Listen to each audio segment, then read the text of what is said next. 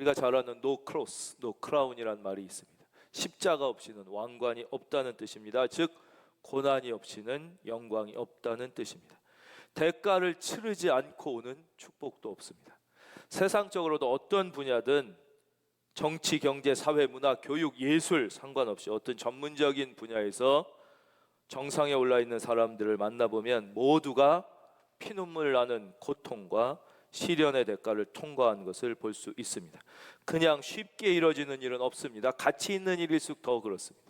어느 왕자가 물었대지요. 스승님, 저는 이 나라의 왕자인데 저는 좀 수학을 쉽게 공부할 수 있는 법은 없겠습니까? 유명한 이야기입니다. 그때 했던 유명한 대답, 왕자님, 수학에는 왕도가 없습니다. 기하학에는 저절로 잘 되는 게 없습니다. 아무리 힘들어도 문제를 풀고 이해하려고 애쓰는 노력의 시간 없이 그냥 되는 건 없습니다. 여러분 절대 속지 마십시오. 2주 만에 끝내는 영어 문법은 없습니다. 대부분 거기에 속아 넘어가서 10년 영어를 공부하고도 영어를 못하는 것입니다. 가치 있는 것 치고 고난과 시간을 투자하지 않고 되는 것은 없습니다. 그렇다면 영적인 생활, 가장 귀한 영적인 생활에 고난이 없이는, 고난이란 터널 없이는 영혼은 결코 성장할 수가 없는 것입니다.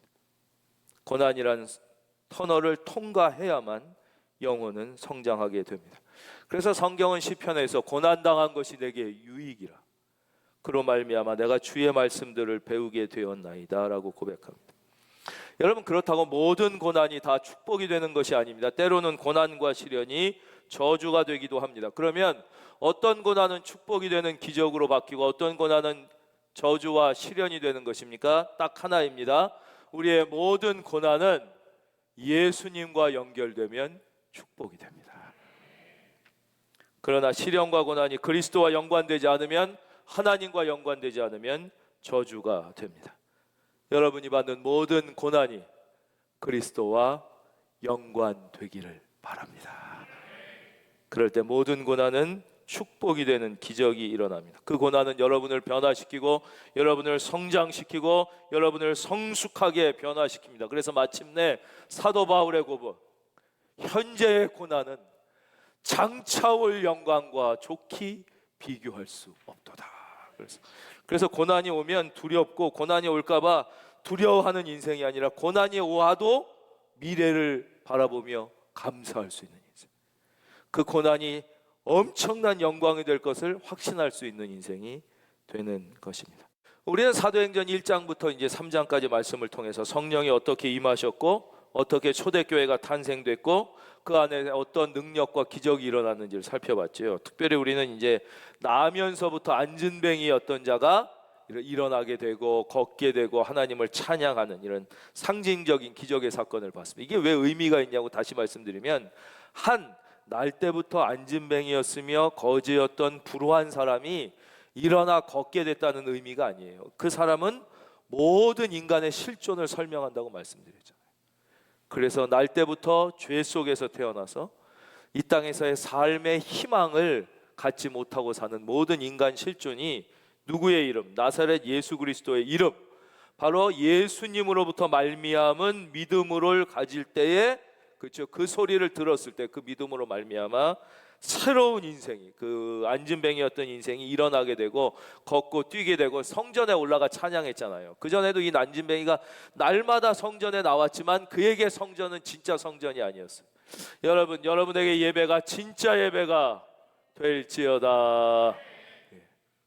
비로소 이 사람은 그때 진짜 성전에서 진짜 하나님을 찬양하게 된 것이죠. 그런데 그 기적이 일어났을 때 사람들은 도저히 믿을 수가 없었어요. 충격을 받았지만 믿을 수가 없었어요. 근데 믿을 수 없었지만 이것은 사실이었습니다. 안진뱅이가 일어난 것은 사실이었습니다. 도저히 믿을 수 없는 사실 앞에서 충격받고 있는 사람들에게 베드로가 이렇게 간증하죠. 우리가 잘 여러 번 드린 말씀입니다. 지금 내가 이 사람으로, 내 손으로 이 사람을 이렇게 일으킨 것 같지만 이건 내가 한 게 아니다. 바로 나사렛 예수 그리스도의 이름, 그 예수 그리스도로부터 말미암은 믿음이 너희가 잘 아는 날 때부터 안진뱅이 된 이 사람을 일어나 걷고 뛰게 한 것이다. 그런데 바로 이 예수님은 누구냐? 바로 너희들이 십자가에 못 박아 죽인 그 예수다. 근데 그 예수님이 너희들이 십자가에 못 박아 죽였지만 그냥 사망 권세 무덤에 갇혀 계신 게 아니라 하나님이 그를 부활시키셨다. 그 부활하신 예수님은 지금도 살아계시고 바로 이 일을 일으키셨으며 뭐라고 그랬어요? 내가 바로 이 일의 목격자요 증인이다, 그런 거 아니에요? 그리고 계속 이어서 뭐라고 그랬어요? 그런데 그 예수님은 그냥 한 남자와 한 여자 사이에서 이 땅에 우연히 태어났다가 어느 날 돌을 깨치듯이 진리를 깨우치고 내가 메시아구나 그래가지고 이런 삶을 산 게 아니라 예전부터 하나님께서 우리를 구원하기 위하여 예정하신, 여기서 예종론이 나온다고 그랬죠? 예정하신 그리스도시다. 그러면서 그걸 어떻게 설명해요? 바로 성경에 봐라. 너희들이 잘 아는 모세, 그리고 사무엘, 다윗, 너희들이 모두 조상이라고 생각하는 아브라함부터 다 이 예수님이 예언되지 않았냐? 그 예언되신, 예정되신 예수님이 바로 지금 바로 이 시점에 우리에게 오신 것이고, 그분만이 우리의 유일한 구원자이시며 유일한 메시아이시며, 이제 그 얘기를 하게 된 것입니다. 참 놀라운 설교였습니다. 그러나 이 베드로의 설교를 듣고 모든 사람이 다 좋아한 것은 아니었습니다. 그 설교를 듣고 분노한 사람들이 있었습니다. 거부 반응을 일으킨 사람들이 있었습니다. 막 미운 마음이 속에서부터 솟아나오는 사람들이 있었습니다. 그 사람들이 누구였습니까? 4장 1절, 사도들이 백성에게 말할 때 제사장들과 성전 맡은 자와 사두개인들이 이르러 예수 안에 죽은 자의 부활이 있다고 백성을 가르치고 전함을 싫어하여 그들을 잡으매. 참 희한한 일이 일어난 거죠. 처음에 이제 이 기적이 일어나기 전에 성령이 임하시잖아요. 성령이 임하시면서 막 이분들이 뜨거워지고, 각 사람의 언어로 들려질 수 있도록 막 이제 하나님의 큰 일을 막 전하고 이러면서 사람들이 그 현상을 보는데 믿어지지가 않는 거예요. 왜냐? 자신들이 지금까지 살아왔던 경험과 합리의 사전 속에는 성령의 임재라는 현상이 없으니까. 그래서 뭐라 그래요? 자기들 나름대로 보면서도 못 믿겠으니까 니들 술 취했냐? 소위 말하면 지금은 니들 미쳤냐?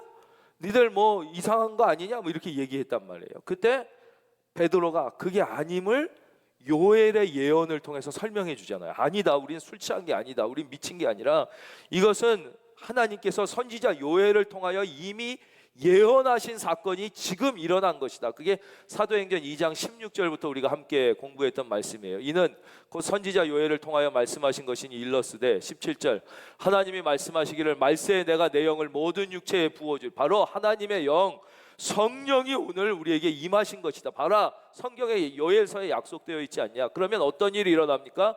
너희 자녀들은 예언할 것이요. 1, 2, 너희 젊은이들은 환상을 보고, 3, 너희 늙은이들은 꿈을 꾸리라 그랬어요.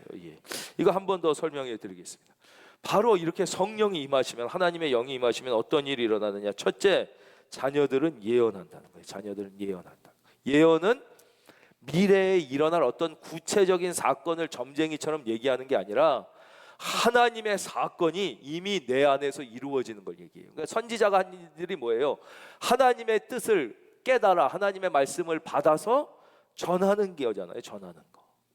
근데 바로 이렇게 된다는 거예요. 모두 성령이 임하면 자녀라 할지라도 하나님의 말씀이 그에게 임해요. 그러면 어떻게 되냐? 미래가 두렵지 않아져요.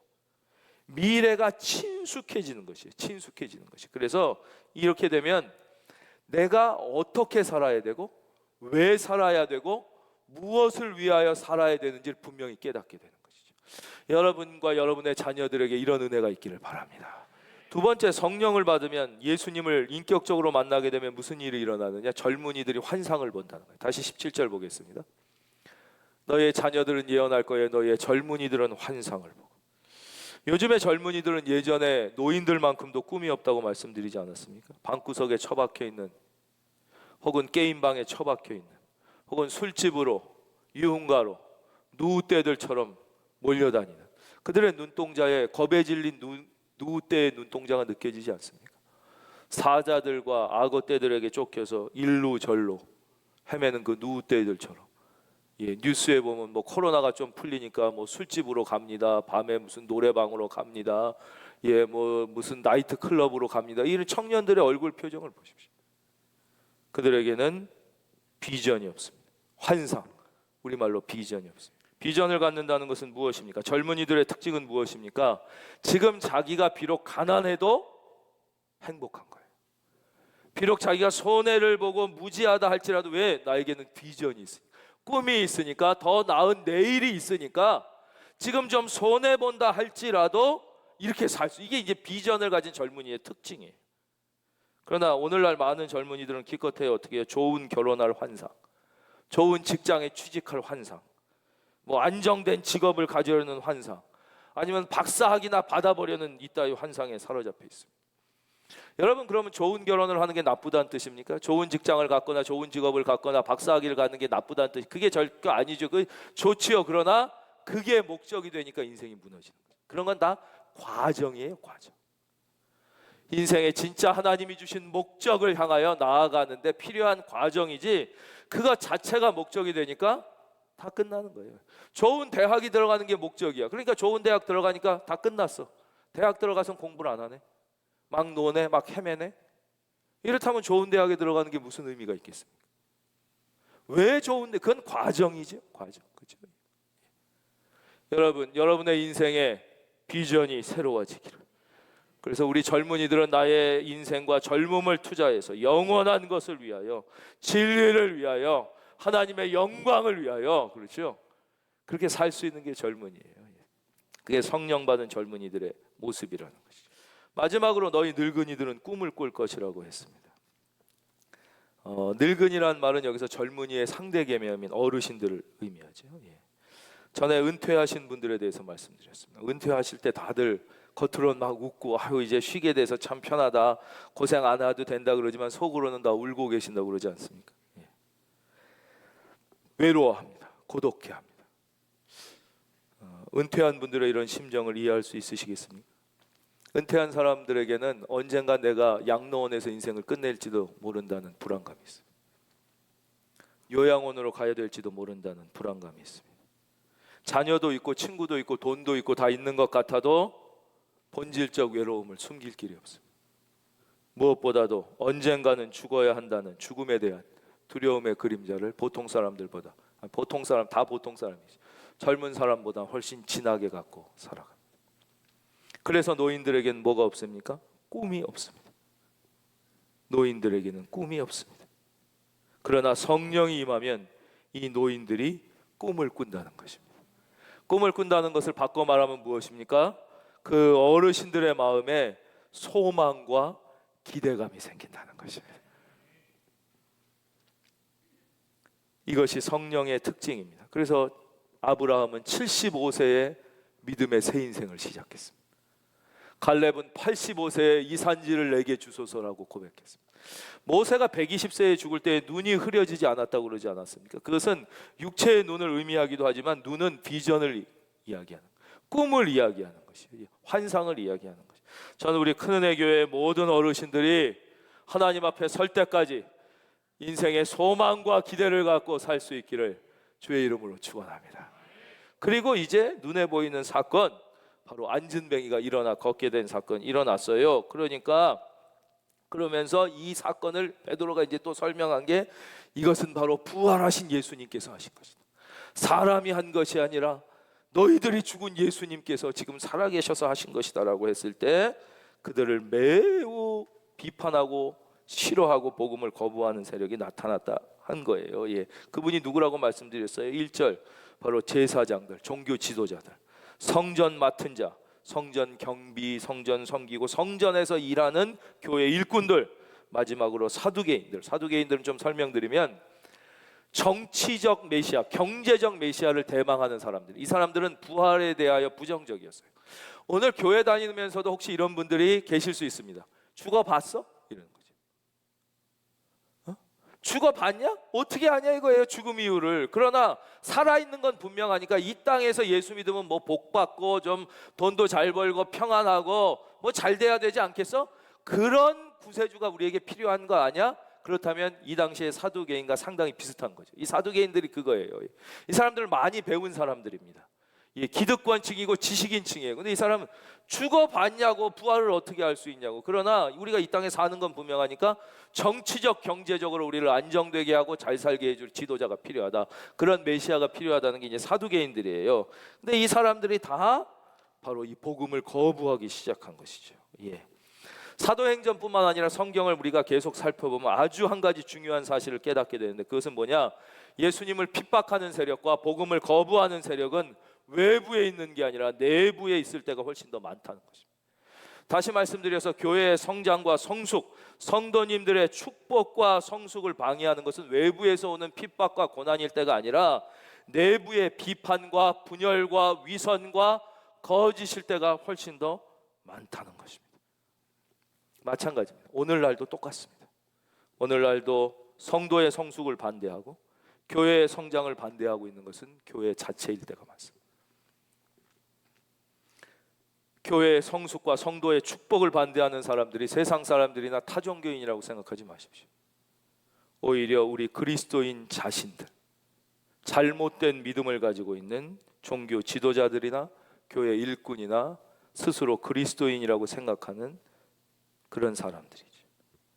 우리는 오늘 말씀 속에서 이 제사장과 성전 맡은 자와 사두개인뿐만 아니라 하나님의 엄청난 은혜를 부인하고 하나님의 거룩한 역사를 방해하는 오늘 우리 자신의 모습을 발견하게 되는 것입니다. 성경은 여기서 우리에게 또 하나의 중요한 진리를 가르쳐 주시는데, 그 진리는 무엇이냐? 이 말장난 같지만 이 진리는 진리라는 것을 모든 사람이 다 좋아하지는 않는다는 사실입니다. 진리라면 모든 사람들이 다 좋아해야 될 것 같지요? 그렇지 않습니다. 선이라면 모든 사람들이 다 환영해야 될 것 같지요? 그렇지 않습니다. 진짜 정의로운 세상이 이루어진다면 모든 사람이 좋아할 것 같지요? 그렇지 않습니다. 진리를 소유하지 않은 사람들에게는 진리를 소유한 사람들이 오히려 부담스럽고 거추장스럽습니다. 진리를 얘기하는 사람이 부담스럽고 싫습니다. 악한 사람에게는 선이 싫습니다. 악한 사람들은 정의로운 세상이 오는 게 기쁘지 않습니다. 그 사람들은 오히려 정의로운 세상이 싫습니다. 지금 이대로 악한 세상이 계속되길 바랍니다. 아주 쉽게 말씀드리면 도둑놈이나 사기꾼은 경찰이 싫은 것과 똑같습니다. 도대체 복음을 거부하는 이유는 무엇입니까? 이것은 우리가 두 가지로 생각해 봐야 됩니다. 첫째, 왜 복음 밖에서 복음을 거부하는 일들이 일어나는가? 복음을 저항하고 복음을 공격하는 세력들이 존재하는가? 동시에 내 안에 있는 여전히 구원받지 못한, 여전히 변화되지 못한 나의 악한 옛사람은 왜 예수를 믿는다고 하면서 여전히 복음에 대하여 거부하고 저항하는 그런 나의 일부분이 존재하는가? 이 두 가지로 우리가 생각해 봐야 합니다. 그 이유, 복음을 거부하는, 복음에 대해 거부 반응을 보이고 기뻐하고 감사해야 할 일에 부정적 반응을 보이는 데는 크게 세 가지 이유가 있습니다. 그 첫째 이유는 자신들의 생각이 허구로 증명되기 때문입니다. 만약에 예수님이 부활하셨다면, 그리고 지금도 기적을 일으키고 계신다면, 그분이 진짜 하나님의 아들이라면 자기들이 지금까지 주장했던 모든 주장과 생각과 판단이 틀렸기 때문에, 자신들의 생각이 혹은 자신들의 가르침이 틀린 것들, 신앙이 자기들이 지금까지 생각하고 믿어왔던 것들이 허구로 증명되기 때문입니다. 왜 진리를 거부합니까? 자기가 위선자라는 게 드러나는 게 싫기 때문에 그런 거예요. 이 사람들이 예수님을 죽였잖아요. 예수님에게 하나님을 모욕한, 하나님을 아버지라고 그런, 하나님을 모욕한 참담한 자라고 그래서 죽였잖아요. 그렇죠? 그러니까 그렇게 예수님을 고소해서 십자가에 못 박아 죽었는데 그 예수님이 부활했다고 생각해 보십시오. 그 예수는 여전히 무덤에 죽어 있어야지. 죽어 마땅한 자를 우리가 죽였는데 그분이 부활했다? 그분이 지금도 살아 계시다? 그럼 자기들이 모든 가르침은 다 거짓으로 판명되고 자기들의 지금까지의 생각과 위선, 물론 이 중에는 알면서도 그런 사람들도 있어요. 이건 두 번째 설명해 드리겠습니다. 그렇지 않아요? 정말 예수님이 부활했다면 이 사람들에게는 유감스러운 일이죠. 이것을 숨겨야죠. 그런데 예수님은 부활하셨을 뿐만 아니라 기적을 일으켰어요. 그렇다면 이것은 무엇을? 자신들의 생각이, 자신들의 가르침이, 자신들이 지금까지 했던 모든 것이 잘못됐다는 것을 증명하게 되는 것이죠. 그래 여기에 그들의 불안과 괴로움이 있습니다. 이것이 복음에 대한 거부 반응을 보이는 첫 번째 이유입니다. 대부분의 종교들이 그렇죠. 모든 종교는 인간이 어떠한 노력과 수련과 뭐 이런 거 아니에요. 최선을 다해서 노력한 끝에 구원받을 수 있다. 이름이 다를 뿐이지 모든 종교는 다 그런 거예요. 오직 십자가 예수 그리스도의 보혈 외에는 인간은 결코 스스로의 노력으로 스스로를 구원할 수 없다고 얘기하는 성경의 진리를 제외하고는 모든 종교는 다 그래요. 표현이 다를 뿐이지. 그런데 만약에 진짜 예수 그리스도가 하나님의 아들이고 부활하셨다는 게 지금도 살아계신다는 게 맞다면 자기들의 모든 생각은 다 틀린 거고 지금까지 자기들이 가르쳤던 모든 것은 다 위선이고 허구예요. 이건 종교뿐만 아니라 과학을 신으로 숭배하는 사람들의 생각도 똑같죠. 그렇죠? 그러니까 자신들이 틀렸다는 것을 인정하고 싶지 않은 것입니다.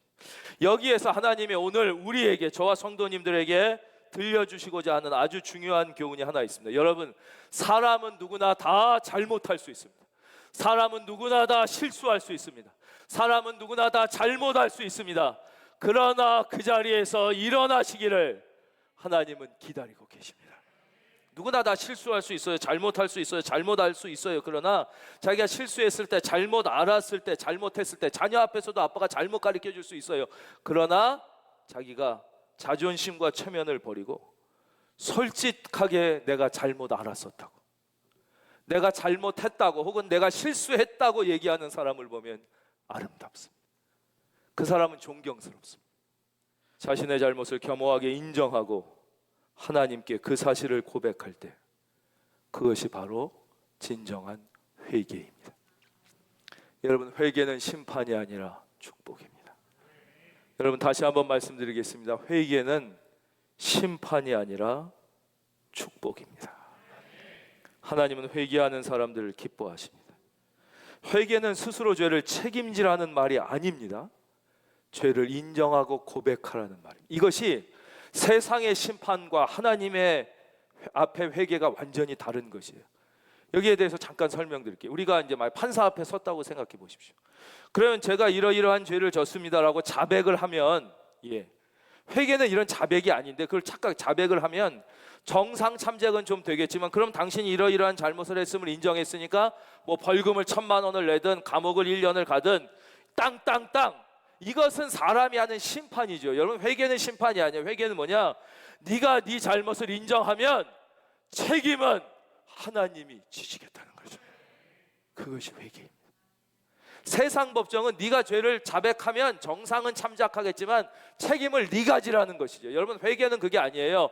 회개는 네가 네 잘못을 인정만 하면 책임은 이미 예수 그리스도가 십자가 위에서 나의 모든 죄를 대신 지시고 죽으셨음을 우리는 믿습니다. 두 번째로 그들이 복음을 거부하고 인정하지 않은 이유는 자신들의 안전과 이해관계에 문제가 있었기 때문입니다. 예수님께서 메시아여 부활하신 분이며 기적을 일으키시고 지금도 살아계신 분이라면 자신들의 잘못과 허구성이 드러날 뿐만 아니라 자신들의 이해관계에 큰 문제가 생기죠. 자신들의 안전에 문제가 생깁니다. 즉 생존권을 위협당하게 돼요. 이 사람들이 뭐해서 먹고 살았어요? 종교 지도자들, 그렇죠? 그 성공한 사람들, 그리고 성전, 교회에서 봉사하는 사람들인데 다 지금까지 잘못된 걸 가리키고 지금 자기가 잘못했다 그러면 어떻게 되겠어요? 안전에 문제가 생기죠. 생존권에 문제가 생길 게 아니에요. 더 이상 이 짓해서 먹고 살지 못하게 될 거 아니에요. 그렇죠? 그렇게 되면 어떻게 되는 거예요? 그들에게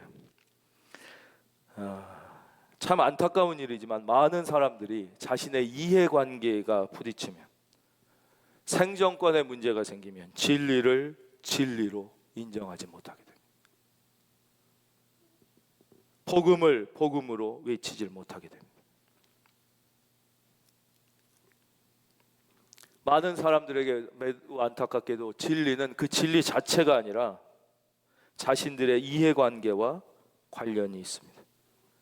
그래서 어떤 사람들은 자기의 이해관계, 생존권에 문제가 되면 복음조차도, 진리조차도 포기하거나 왜곡하는 것을 우리는 안타깝지만 현실 가운데 보게 됩니다. 여러분 축복하겠습니다. 여러분들은 그러지 않기를 바랍니다.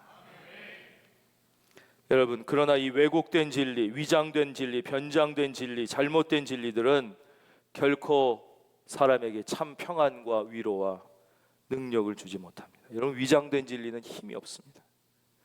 내가 예수님을 믿는다고 할지라도 그것이 왜 평안이 없느냐, 마음에 왜 능력이 나타나지 않느냐, 왜 참된 기쁨이 없느냐, 이것이 나의 이해관계와 먹고 사는 문제에 따라 나의 안전과 세상의 삶을 위해서 왜곡되고 변장된 진리 속에서 내가 예수님을 믿는다면 그건 진짜 믿음이 아니에요. 순수한 것이 아닌 것은, 복음은 순수하지 않으면요, 그래서 예수님이 나와 이해관계 때문에 교회를 다닌다, 그런 사람들에겐 절대 복음이 평안과 기쁨과 능력이 안 돼. 대표적인 게 말하자면 이런 거죠. 나 이번에 선거 나와가지고 교회 등록하는 사람들 보십시오. 그 사람들에게 예수의 능력과 평안과 기쁨이 나타나겠어요?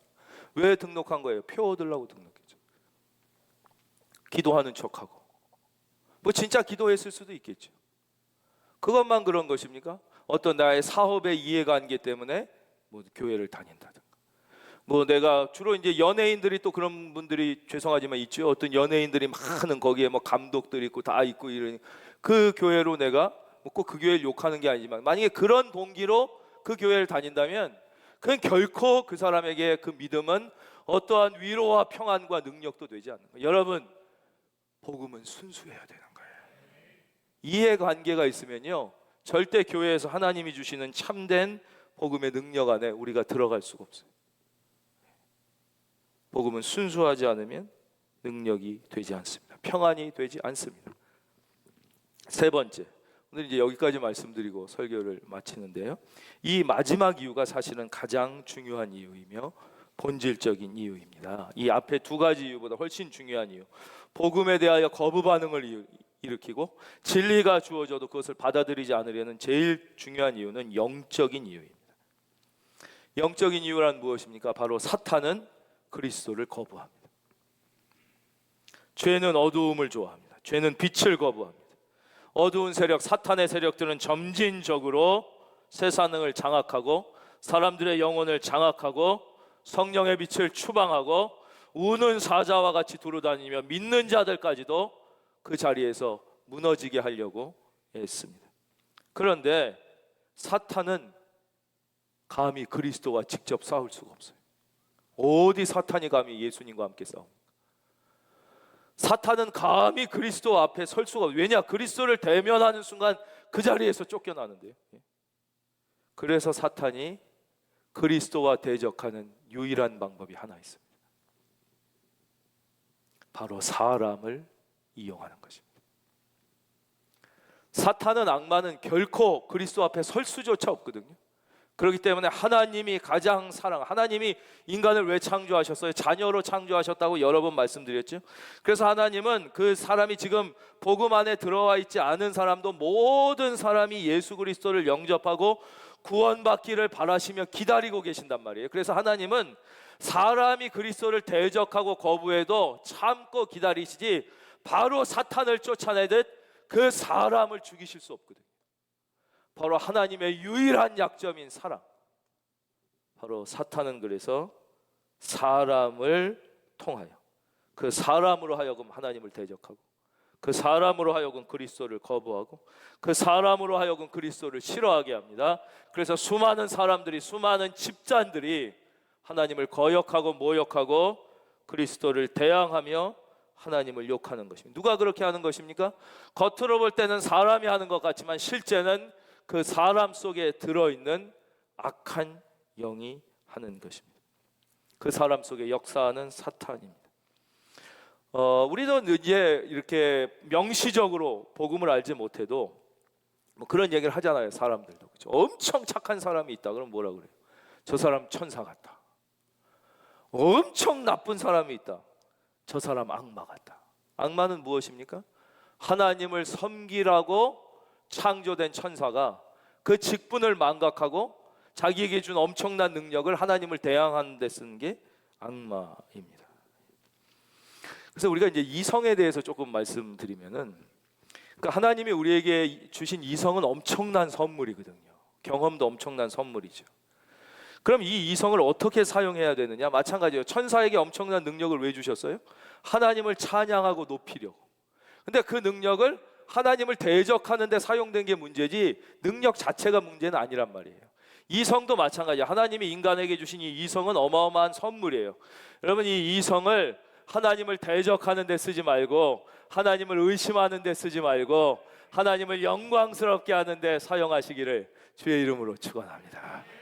그렇게 쓰면 되는 거예요. 이성이 잘못됐다는 것이 아니에요.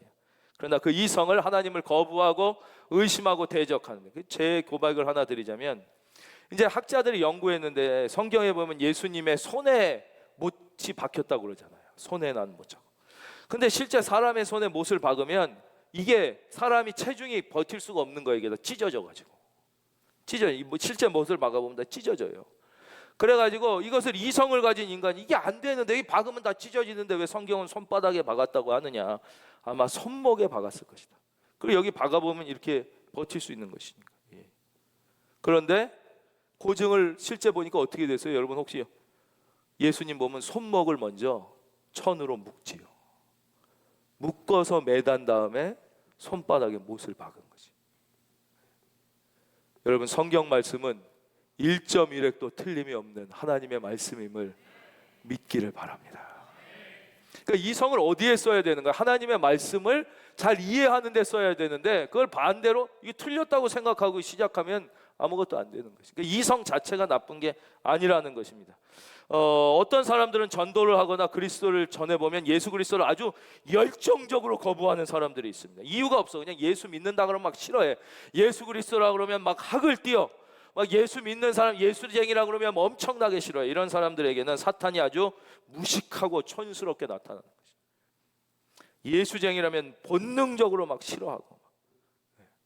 그러나 여러분, 이런 거는 무서운 게 아니에요. 진짜 무서운 방법은 아주 이성적으로 예수를 거부하는 사람들입니다. 학문적으로, 합리성과 이성을 통해서 세련되게. 왜냐? 이 사람들에게는 자기의 지성이 하나님이거든요. 이걸 말을 바꾸면 우상이에요.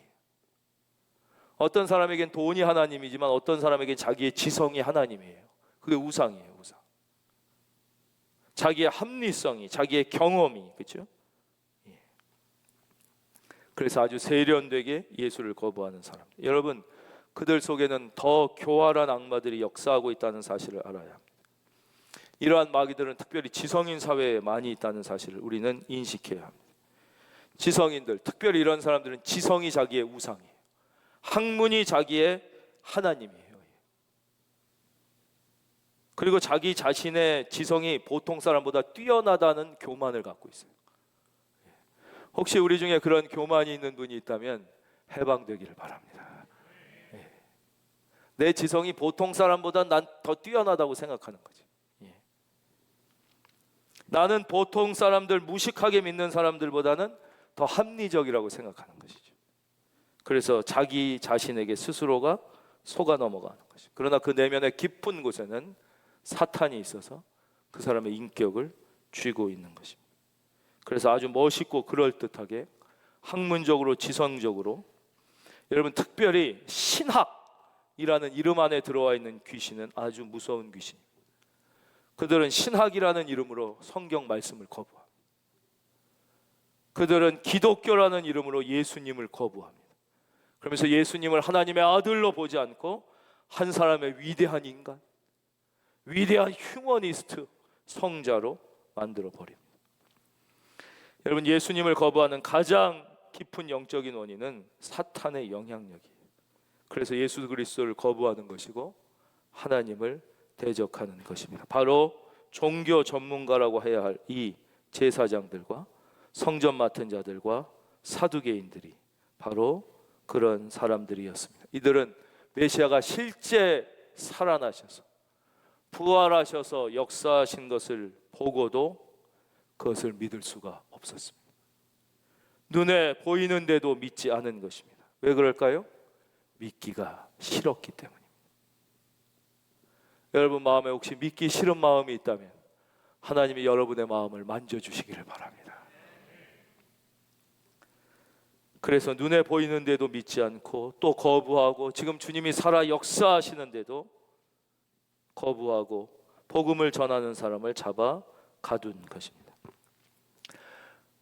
저는 여러분들이 이런 악한 영향에서 벗어나고 악령의 영향권에서 해방되고 그것으로부터 자유할 수 있기를 주의 이름으로 축원합니다.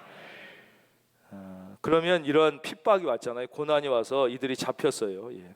그들을 잡음에 날이 이미 저물었으므로 이튿날까지 가두어서 갇혔다고 교회가 망했습니까? 사도들이 무너졌습니까? 아니에요. 놀랍게도 4절 말씀을 들은 사람 중에 믿는 자가 많으니 남자의 수가 약 5천이나 되었더라. 이 고난과 역경이 오히려 축복이 되는 기적이 일어나게 된 것입니다. 과연 어떻게 고난도 변하여 축복이 되는 기적이 일어났는지 우리 계속해서 다음 시간에 함께 생각해 보도록 하겠습니다. 여러분 참으로 성령의 사람이 되시기를, 하나님의 성령 안에서 거하시기를, 이번 한 주도 성령 안에서 행복하게 승리하시기를 예수님의 이름으로 축원합니다.